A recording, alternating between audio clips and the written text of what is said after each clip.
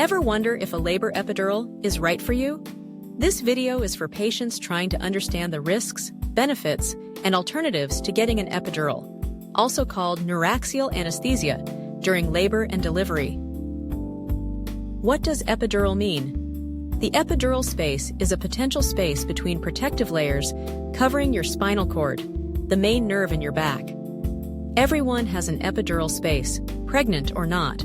Epidural anesthesia is when a doctor or nurse anesthetist places a tube, called a catheter, or possibly just one injection, in that space.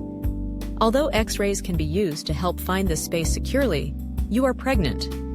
X-rays may be harmful to an unborn child, and there are multiple techniques to find the epidural space without X-rays.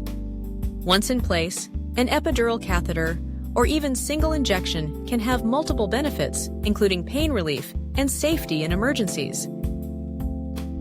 Pain relief can take up to 30 minutes with a traditional epidural, so getting one when you are ready to push may not be worth it. An epidural placed earlier will allow your anesthesia provider to test it and ensure it is safe before starting an infusion tailored to your birth plan.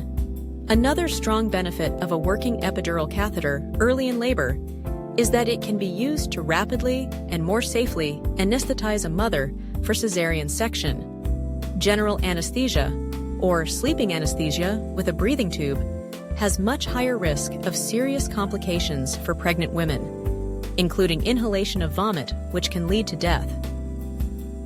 A working epidural catheter can be dosed to surgical anesthesia for a C-section in a few minutes with much lower risk. Most of the time, however, women with epidurals safely push and deliver their baby through their vagina. Early dosing of epidurals used to be very strong and led to a long-standing belief that epidurals delay delivery. However, with modern dosing, this increase may be only 15 minutes. In fact, a study in the New England Journal of Medicine in 2004 and others showed that when given early and combined with a second injection called a spinal, epidural anesthesia significantly shortened labor. So what is a spinal? When you request an epidural, your provider will clean, then numb an area on your lower back. Then, using feeling and visual input, a needle will slowly be guided into the epidural space. Epi means above, so there is also a dural space. The dural space bathes the spinal cord in clear fluid. Injection there is called a spinal anesthesia. It is much more rapid and profound in both pain relief and muscle relaxation, but is not right for all labor situations. Ask your provider if you will benefit from both spinal and epidural anesthesia, or just one. This brings us to the risks of these anesthetics.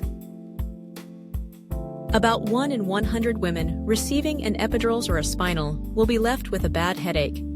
Although not dangerous, it is painful and temporarily debilitating. It can be fixed with medicine and posture or with a second, similarly invasive procedure called a blood patch. Since X-rays are not used to guide needle placement, all labor epidurals and spinal anesthetics carry some risk. Near 1 to 3% of women getting an epidural will have accidental puncture of the spinal space, which causes this headache.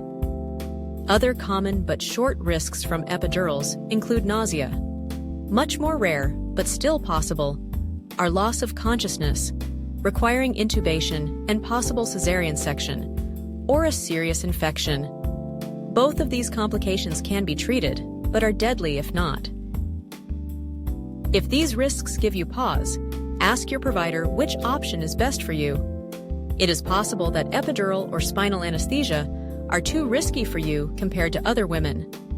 Women have been giving birth since long before epidural anesthesia, so epidurals are rarely necessary. However, delivery without them has other risks, like having less options in an emergency and exhaustion from labor pain. Only you and your doctors can decide what is best for you. Now you have some basis to ask them helpful questions. This video is brought to you by Anescribe.